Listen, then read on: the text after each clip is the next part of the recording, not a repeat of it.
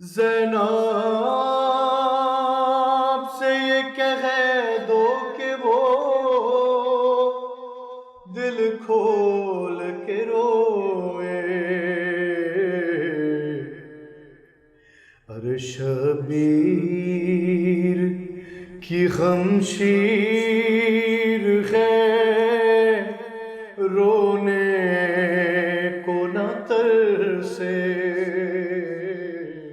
اعوذ باللہ من الشیطان اللعین الرجیم، بسم اللہ الرحمن الرحیم۔ قائم ٹی وی کینیڈا کی اسکرین پر قائم ٹی وی کراچی اسٹوڈیو کی جانب سے آپ ایام اضحیٰ کی خصوصی ٹرانسمیشن دیکھ رہے ہیں۔ تمام دیکھنے اور سننے والوں کو آپ کی میزبان شیری زہرا کی جانب سے السلام علیکم۔ خواتین و حضرات، بعد از کربلا جناب زینب سلام اللہ علیہا نے جن مصائب کا سامنا کیا اور کس طرح دین محمد کو پھیلایا اور بچایا، اور حق کی راہ پر چلتے ہوئے خدا کے دین کے حکم کی پیروی کرتے ہوئے آل محمد نے دنیا کو یہ سبق دے دیا کہ ہمیشہ حق کی جیت ہوتی ہے اور باطل کا سر نگو ہوتا ہے۔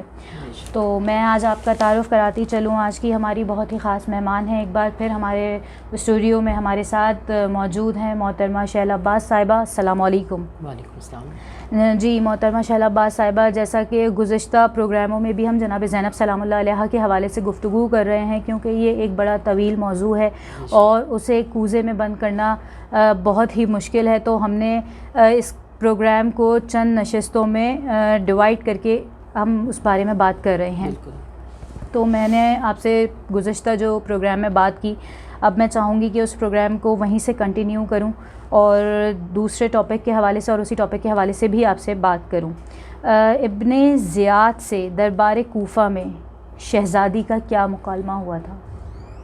بسم اللہ الرحمن الرحیم۔ الحمد للہ الذی جعلنا من المتمسکین بولایت امیر المومنین علی ابن ابی طالب علیہ السلام۔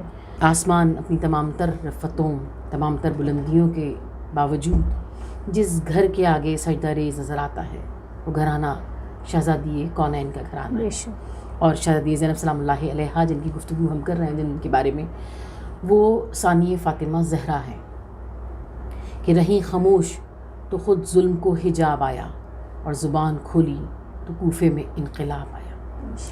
کتنا سخت ترین وقت ہوگا شہزادی زینب سلام اللہ علیہا کے لیے دربار ابن زیاد میں، کہ شہزادی اسیروں کے حلقے میں بیٹھی ہوئی ہیں اور ابن زیاد نے پوچھا کہ یہ کون ہے، اور تاریخ نے لکھا کہ اسے 3 بار یہ سوال کرنا پڑا کہ یہ کون ہے، تو حضرت فضہ اور جو 7 بیویاں بیٹھی ہوئی انہوں نے جواب نہیں دیا۔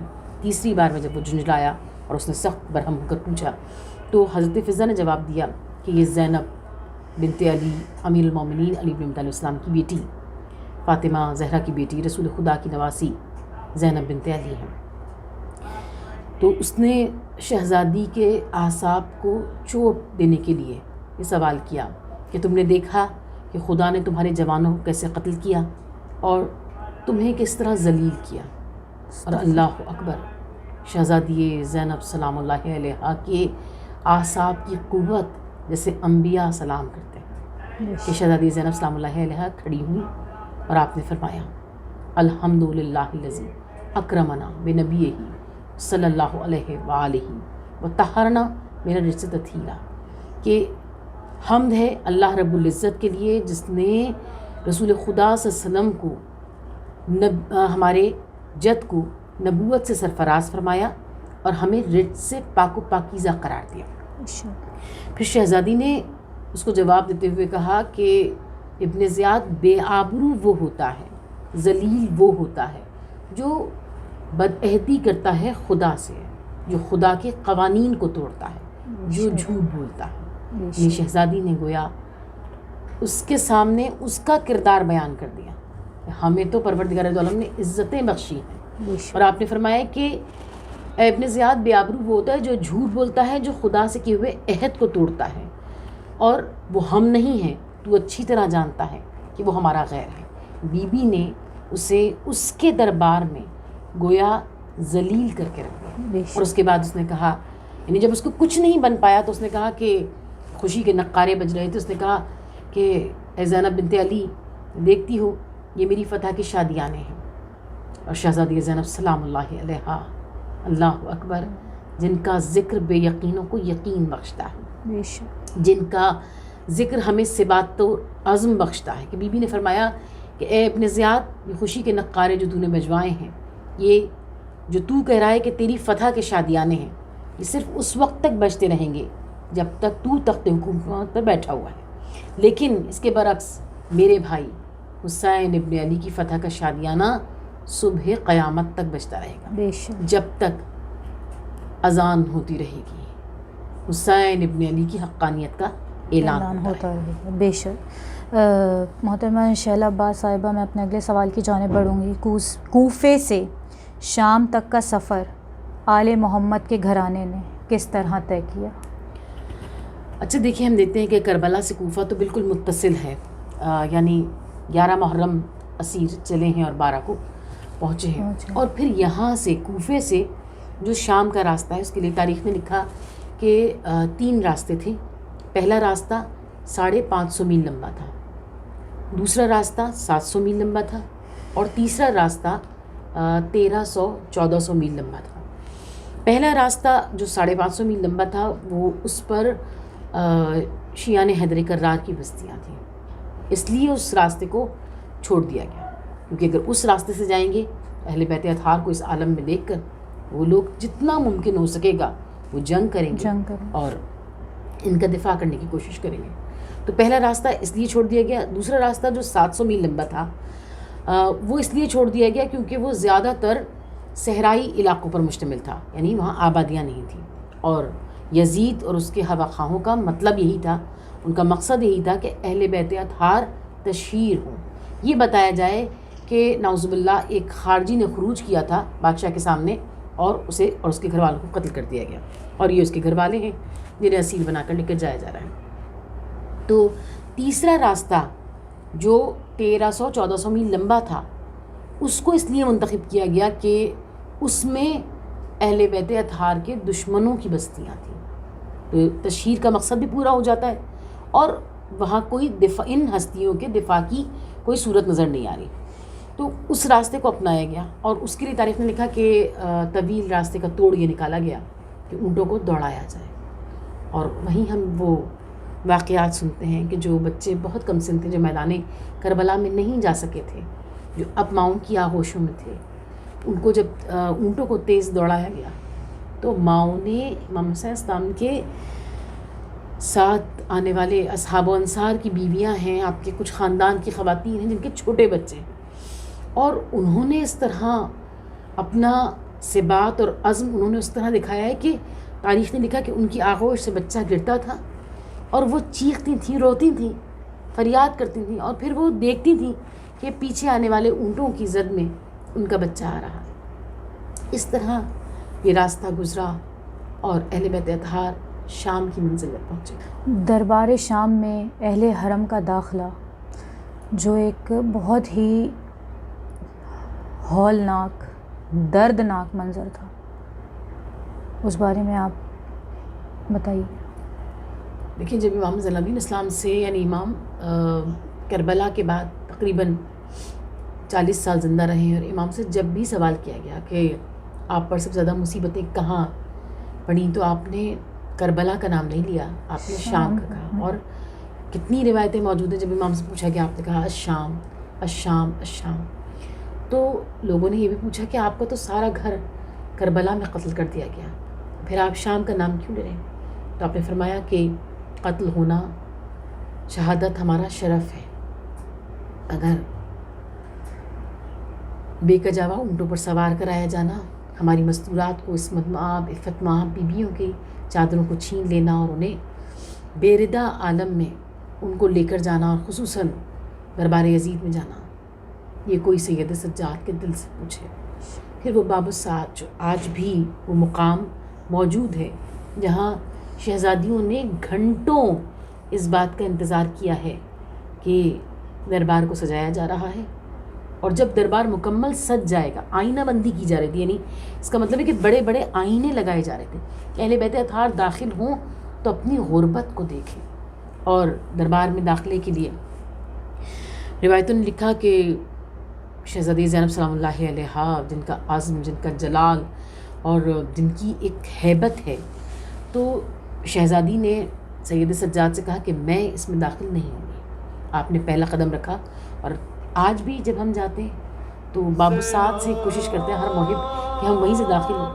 جاتے ہیں دیکھتے ہیں تو پورا دربار خالی شیلا ہوتا ہے. عباس صاحبہ، میں آپ کو انٹرپٹ کر رہی ہوں، ایک مختصر سے وقفے کا وقت ہے، اور وقفے کے بعد ہم اس سوال کو وہیں سے کنٹینیو کریں گے. وقفے کے بعد ہم پھر حاضر ہوتے ہیں. شبیر کی خمشیر ہے، رونے کو نہ ترسے. زینب سے یہ کہہ دو کہ وہ دل کھول کے روئے. خواتین حضرات، وقفے کے بعد ہم پھر حاضر ہیں. میں چاہوں گی کہ ہم اس سوال پہ وہیں سے کنٹینیو کریں اس سوال کو. ہاں، میں آپ کو یہ بتا رہی تھی کہ باب الساعت سے شہزادی کو اندر داخل ہونا ہے. اور آج بھی جب ہم جاتے ہیں تو ہم جب دربار، حالانکہ دربار خالی ہوتا ہے، ہمارے سروں پہ چادریں ہوتی ہیں، ہمارے ساتھ ہمارے وارث موجود ہوتے ہیں، مگر اس کے باوجود دربار کی ہیبت، دربار کی جو وسعت ہے اس سے ایک ہیبت طاری ہوتی ہے.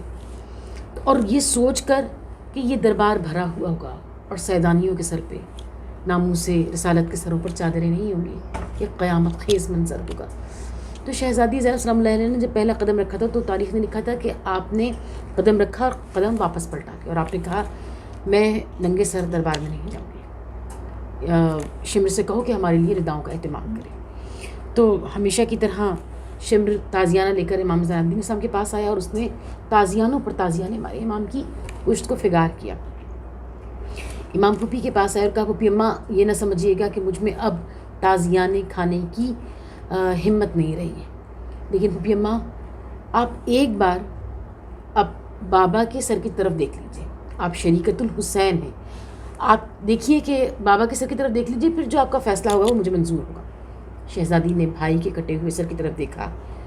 امام علی مقام کی آنکھوں میں کیا پیغام تھا کہ شہزادی زینب سلام اللہ علیہ کی آنکھوں سے اشک بہنے لگے. اور آپ نے فرمایا کہ اگر دین کا پردہ اسی میں ہے کہ زینب بنت علی فاطمہ زہرا کی دختر ننگے سر دربار میں داخل ہو تو میں یہ قربانی دے دوں گی. اور پھر شہزادی دربار میں داخل ہو. بی بی زینب نے یہ ایک بہت بڑا مرحلہ تھا جو طے کیا. پھر اس کے بعد جو شام کے دربار میں خطبہ دیا، اور پھر اس وقت دربار کا کیا منظر تھا؟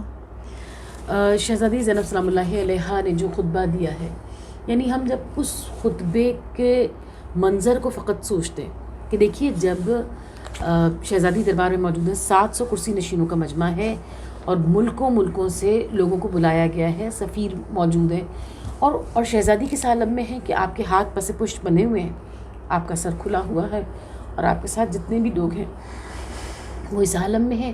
اور امام حسین اسلام کا کٹا ہوا سر تشت طلا میں یزید کے پاس رکھا ہوا ہے، اور یزید اپنی چھڑی کو امام کے لبوں پر اور دندان مبارک پر مار رہا ہے. کس قدر قیامت خیز منظر ہے. اور اس عالم میں شہزادی زینب سلام اللہ علیہ نے ایک خطبہ بلیغ دیا ہے. اور آپ نے آغاز کہاں سے کیا ہے؟ آپ نے ارشاد فرمایا الحمدللہ رب العالمین، خدا کی بہترین حمد الحمدللہ رب العالمین ہوتی ہے. شہزادی نے ارشاد فرمایا تمام تر تعریفیں اللہ رب العزت کے لیے، اور درود و سلام رسول خدا صلی اللہ علیہ وسلم اور ان کی آل پاکیزہ پر. اللہ اکبر. شہزادی زینب کے دل کی قوت پر ہماری 1000 جان قربان. اس عالم میں جب بھائیوں کے کٹے ہوئے سر موجود ہیں اور اس میں شہزادی جب یعنی خطبہ پیش کر رہی، تو میں جب تصور کرتی ہوں تو میری یہ سمجھ میں آتا ہے کہ وہاں بیٹھے ہوئے لوگ عرق ندامت میں ڈوب گئے ہوں گے کہ یہ اسیر اور یہ اسیروں کے حلقے میں کھڑی ہوئی یہ بی بی جس کا سارا گھر تحقیق کیا جا چکا ہے، یہ آغاز کر رہی ہے خدا کی بہترین حمد و ثنا سے. پھر آپ نے فرمایا کہ کتنی سچائی ہے پروردگار دو عالم کے اس پیغام میں، اس ارشاد میں، کہ آخرکار جن لوگوں نے برائیاں کی تھیں ان کا انجام بھی برا ہی ہوا، اس لیے کہ انہوں نے اللہ کی نشانیوں کو جھٹلایا تھا اور وہ ان کی ہنسی اڑاتے تھے. سورہ روم کی 10ویں آیت کی شہزادی زینب سلام اللہ علیہ نے تلاوت فرمائی. پھر آپ نے فرمایا کیوں یزید زمین و آسمان کے تمام راستے بند کر کے اور اہل بیت اطہار کو در در پھرا کے ان کو تشہیر کر کے کیا تو نے سمجھ لیا کہ تو خدا کی بارگاہ میں بلند ہو گیا اور ہم خدا کی بارگاہ میں کم ہو گئے؟ اے یزید آج جو اٹھتا ہے کلیجے سے دھواں، اے یزید آج جو ہم قید میں ہے سرگرداں، اس سے کیا او ستم و جور و ضلالت والے، تو بڑھا پیش خدا گھٹ گئے عزت والے۔ اللہ اکبر۔ شہزادی زینب سلام اللہ علیہ ارشاد فرماتی ہیں عزت پروردگار دو عالم کے ہاتھوں میں ہے، عزت اللہ کی دین ہے۔ پھر آپ نے ارشاد فرمایا کہ یزید ٹھہر جا، ایک دو سانسیں لے لے، تیرے پاس بہت کم دن ہے۔ پھر آپ نے ارشاد فرمایا کہ کفر کی راہ، پھر آپ نے آیت کی تلاوت فرمائی، آپ نے فرمایا کہ کفر کی راہ اختیار کرنے والے ہرگز نہیں یہ نہ سمجھیں کہ خدا ان کے حق میں کوئی بہتری کر رہا ہے، خدا تو انہیں ڈھیل دے رہا ہے تاکہ وہ جی بھر کے گناہ کر لیں اور اس کے بعد پروردگار دو عالم کا عذاب سمیٹ لیں۔ ان کے لیے سخت ذلت آمیز اور رسوا کرنے والا عذاب ہے۔ پھر آپ نے یزید کو مخاطب کر کے کہا اے ہمارے آزاد کردہ غلاموں کے بیٹے۔ اللہ اکبر۔ شہزادی زینب سلام اللہ علیہ کا جلال، بی بی کی گفتگو، بی بی کی فصاحت و بلاغت، جو سامنے لوگ بٹھائے گئے ہیں وہ اس لیے کہ آل رسول کا تماشا دیکھیں، اور شہزادی اسے اس کے بھرے ہوئے دربار میں ذلیل کر رہی ہیں یہ کہہ کر کہ اے یزید اے ہمارے آزاد کردہ غلاموں کے بیٹے۔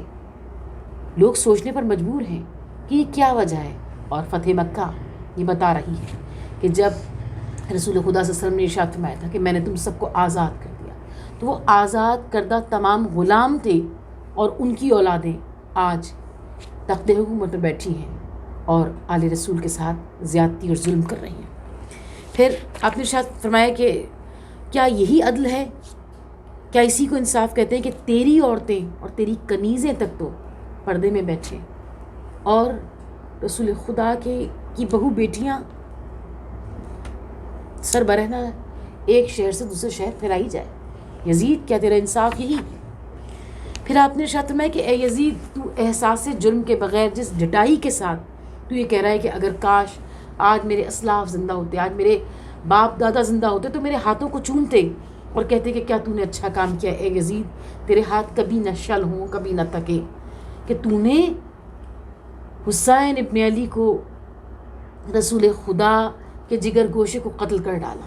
اے یزید آج جو تو یہ سب کچھ کہہ رہا ہے اور اپنی چھڑی کو جس مقدس ہستی کے ہونٹوں سے گستاخی کر رہا ہے، تو جانتا ہے وہ جوان جنت کا سردار ہے جس کے لیے رسول نے ارشاد فرمایا حسین منی وانا من الحسین، حسین مجھ سے ہے اور میں حسین سے۔ پھر آپ نے ارشاد فرمایا ولا تحسبن الذین قتلوا فی سبیل اللہ امواتا بل احیاء عند ربہم یرزقون، کہ جو لوگ اللہ کی راہ میں قتل کیے گئے ہیں انہیں مردہ گمان نہ کرو، وہ زندہ ہیں اور پروردگار دو عالم سے رزق پا رہے ہیں۔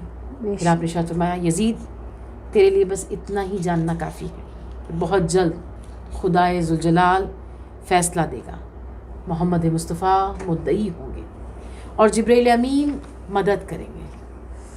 اے یزید یہ تو زمانے کا انقلاب ہے کہ علی کی بیٹی اور تجھ سے ہم کلام، میں تجھ سے بات کرنے کو انتہائی حقیر سمجھتی ہوں، البتہ تیری سرزنش کو، تجھے ڈانٹنے کو، تجھے ملامت کرنے کو ایک اچھی بات قرار دیتی ہوں۔ جی محترمہ شیلا عباس صاحبہ، آپ ہماری اس نشست میں شامل رہیں اور انشاءاللہ آگے بھی ہمارے ساتھ زندگی رہی تو آپ شامل رہیں گی، اور ہم آپ کا صرف الفاظوں سے، لفظوں سے شکریہ ادا کر سکتے ہیں۔ میں اور میری ٹیم اس کی جزا تو آپ کو محمد و آل محمد کے ہی گھرانے سے ملے گی، جو ان کار خیر اور جو نیک کام آپ انجام دے رہی ہیں۔